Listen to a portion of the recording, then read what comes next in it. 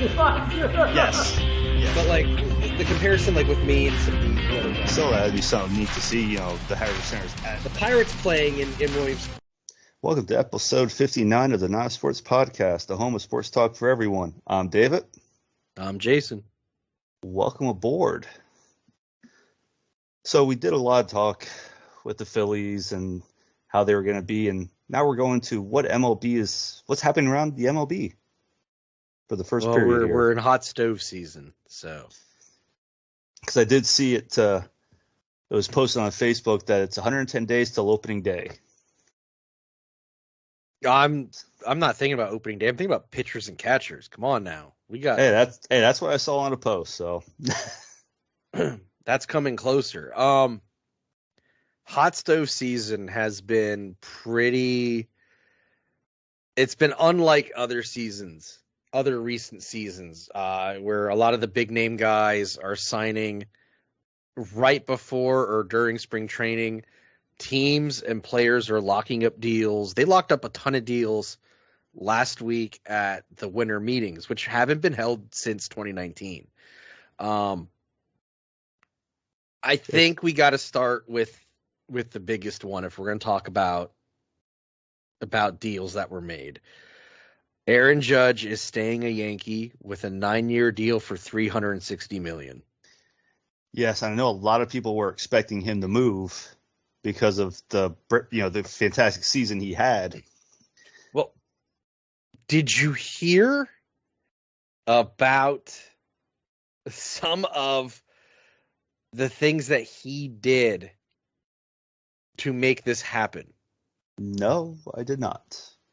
Okay, so a few weeks back, there was a picture tweeted of him in wearing Giants gear in San Francisco. Apparently that photo was taken weeks and weeks ago. Like he just had it in the chamber ready for the talk of the season. Or to talk of, the contract and re-signing. So basically it's kind of like, this is where I could be. Let me just try to see if I could stay a Yankee. He wanted to stay a Yankee, but he was going to do what he could to get the deal he wanted. Although I think it's absolutely hilarious that the Padres offered him, and this is a recurring theme, the Padres offered him more money than what the Yankees did, and he signed with the Yankees. Well, that's what happened with Bryce Harper. He was offered more money, but he signed with the Phillies. He was offered more money somewhere else, but he was offered the Phillies. More money with the Giants. He was offered more money in less years from the Dodgers. But he wanted the years. He wanted the years. He wanted to be locked up in one place. And I think looking at this current offseason and seeing the long-term contracts guys are signing, I think Bryce is kind of the guy to start that ball rolling, where we're shifting from the prior era where guys are signing short-term contracts, trying to get as much money as they can right away, as soon as possible. Guys are now looking for stability in their lives and in their families' lives, and that's pretty commendable. Well, also it just kind of makes, for me, if you want years over money, that makes you committed to your commitment to playing for this team. It's not like, okay, I'm only going to be here 2 years and see where I go from there. They're committed. Like Harper's committed for, his contract was at the time was 13 years at $330 million. 13 years. That's a lot of years.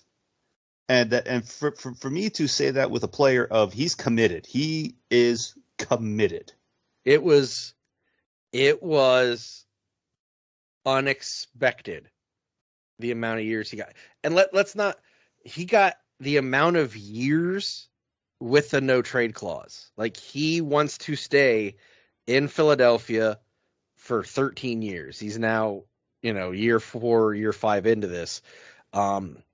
But still, that's a big thing because, put a no trade clause in, do all that. Again, shows the commitment of want to settle down with a team and moving forward. Yeah. And not just hop from one team to the next, to the next, to the next. I'll spend a year here, maybe, let's say, for example, spend 3 years here, get a big payout. Okay, then what? Let's say after that 3 years, you don't have the stats that you expected to be picked up by another team that may want you, if you would have done good. So you're kind of screwing yourself there at that point. I mean, look at Judge. Judge's deal is a lot of money, but it's almost a decade. He's going to play his whole career as a Yankee, just like Jeter did. Exactly, which is a big thing because he had a breakout year where he just had a fantastic year in general. So for him to do the 9 years, and all that, 360 million, that shows his commitment to the team. I honestly didn't think he was not going to be a Yankee. I just didn't think that he was going to walk away. A lot of people thought that he was not going to become a Yankee. Everybody thought he was going to be moving somewhere else. But here's something, and I'm not saying this because we have friends who live on the West Coast. They cheer West Coast teams. There is something about East Coast baseball that outside of maybe Chicago, other cities can't compare with. And it's not to be rude. It's not talking down to them. There's just an intangible about baseball on the East Coast of our country that is special. And it gets attention. Welcome to the East Coast. I mean, guys are playing in front of the hardest fans. That's not just a Philly thing. That's a New York thing. That's a Boston thing. That is an East Coast thing. It's just an East Coast thing. I mean, that's just in general. I mean, some of as opponents say, the worst places to play because of the fans are, you hear, mainly East Coast, like you just said, New York, Boston, Philly. That's just how it is. But then when guys retire from those teams, the first thing they say is how passionate the fans are and how they love playing for those fans.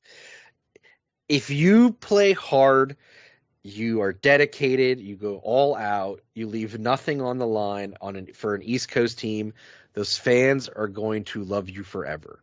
Look at Chase Utley. He's a prime example right there. He's a prime example.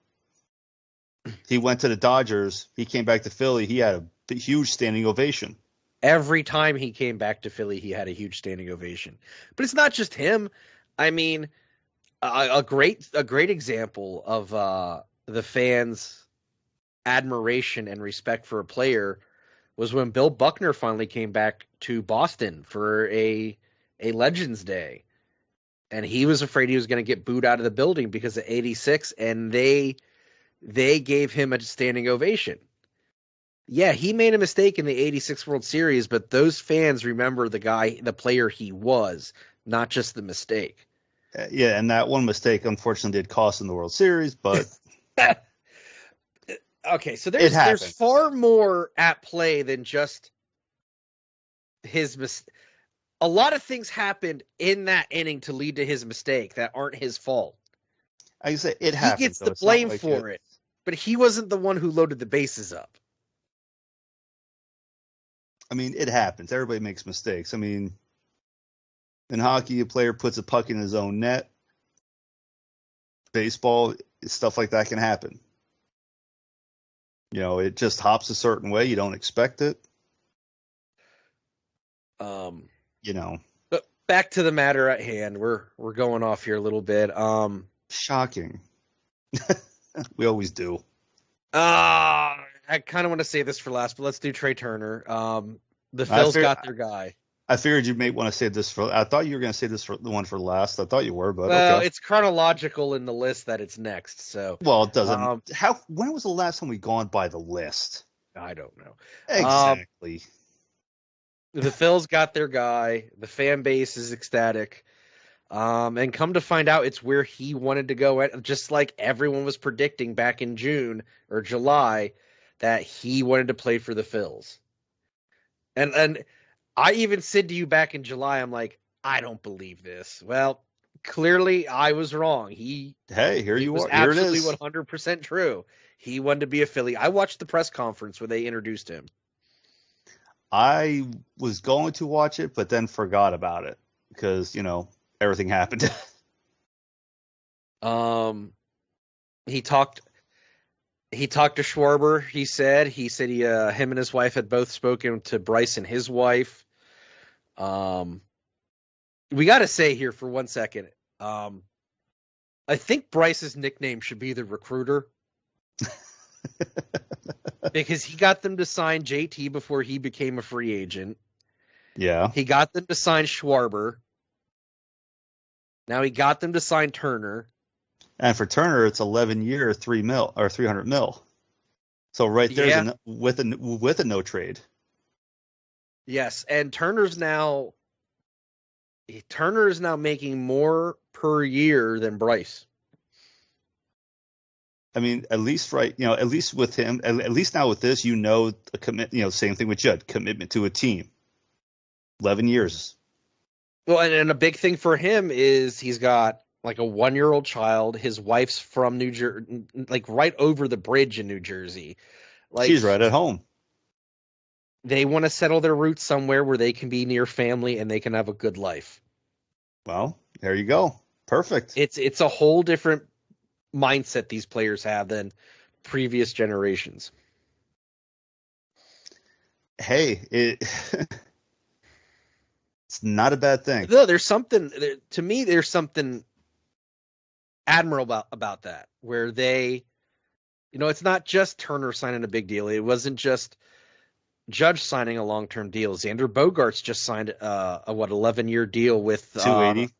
The Padres. 280 with the Padres, which the Padres went after Judge. The Padres went after Turner. I think I'm missing another person the Padres went after. They were, to me, and I said this in the Baseball Together fantasy baseball chat, the Padres are starting to come off like the guy in high school who was asking as many girls out as he could to the dance because eventually one will say yes. So that's a good analogy to go with, I guess. There was just an air of desperation. Hey, you want to sign with us? Hey, you want to sign with us? Hey, you want to sign with us? Hey, you want to sign with us? And they were offering more money than other teams were offering for some of these guys because they offered $42 million more than the Phils offered to Turner. Well, I think this tells everyone that a lot of people don't like Manny Machado. I don't know.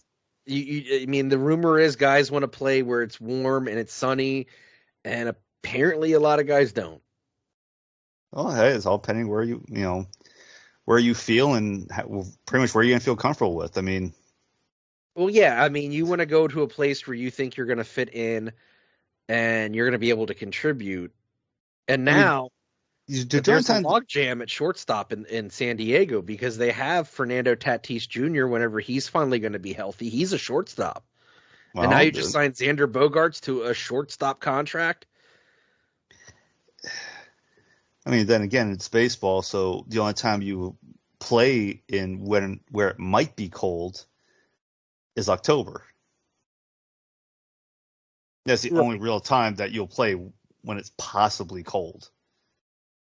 So it's not like you're going to, let's say in football where you don't want to sign with New England because it's going to get 20 degrees and I want to sign with, a Southern warm team.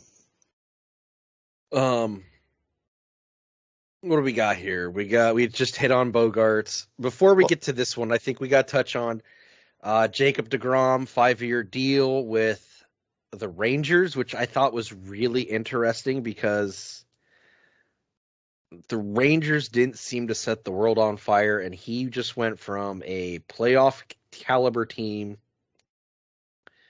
to the Rangers. This feels like the one player who took money over anything else. Well, like I said before, some players are like that. Some players will go for the money. Some players will look to settle down and actually look for that long-term deal and that commitment to the team. And what did the Mets do? They went out 2 years, $86.7 million, signed Justin Verlander to complete their Statler and Waldorf lineup of him and Max Scherzer in the rotation. That kills me because there are ages, but well, what's funny is here we are talking about players who signed huge contracts, like long-term, high multi-year deals, and then you got 2 years. No one's giving a 39-year-old pitcher, a starter, a deal longer than 2 years. And do you think he's soon out the door?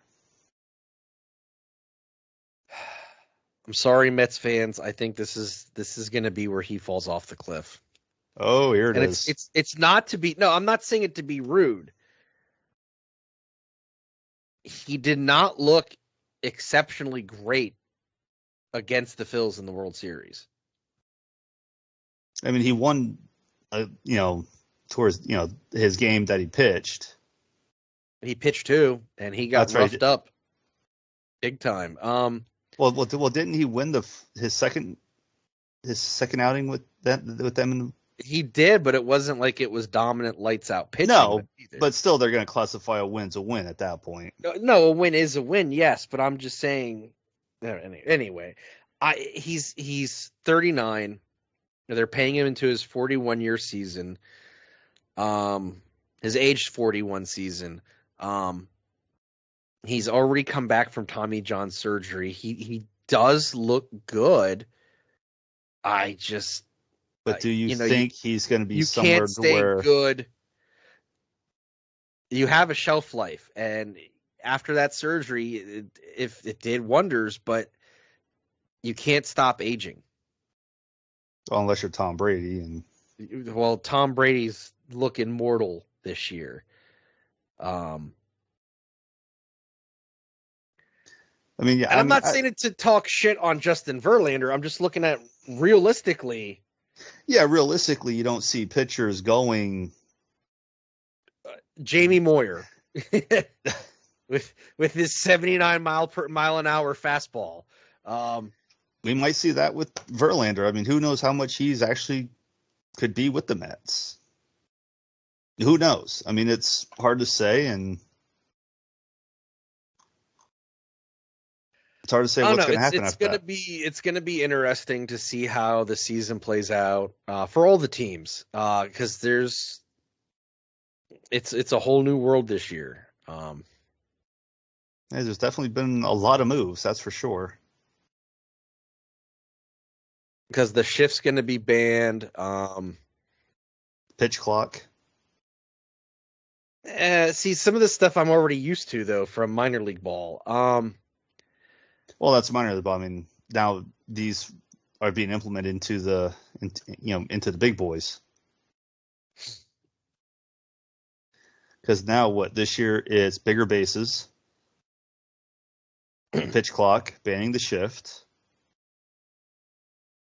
Let's see here. What else was there?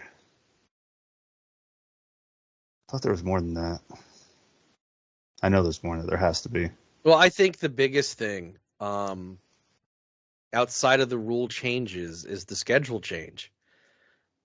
This is going to be the first season in modern MLB history where every team is going to play every team. And that's not a bad thing. Instead of everything being skewed towards your division, everyone's going to face each other over the course of the season, which I think on paper is a great idea. But There's always a but. There's always a but. Rivalry games draw a lot of people to the ballpark. I agree with that, yes. But also, big names draw people to the ballpark. Like if you go, but not every team has a big name. No, they don't. But like, let's say for example, a team that I'm going to use the Phillies for example, just because of we're here. You have the Phillies who play normally the divisional games and all that stuff, barely play outside of that. Let's say they, I guarantee you if they go to a team that they barely ever play, they're going to get people in because of the names, because they want to see Bryce Harper. They want to see Bryce Harper. They want to see now Trea Turner. They want to see them. Sort of like when we went to that Senators game that time when Harper was still a national and he was down for assignment. We went to see Harper. Well, but my argument is, and I'm trying to look at their schedule to find an example. Okay. And I'm sorry, I know that we have a friend of mine who is a very loyal A's fan.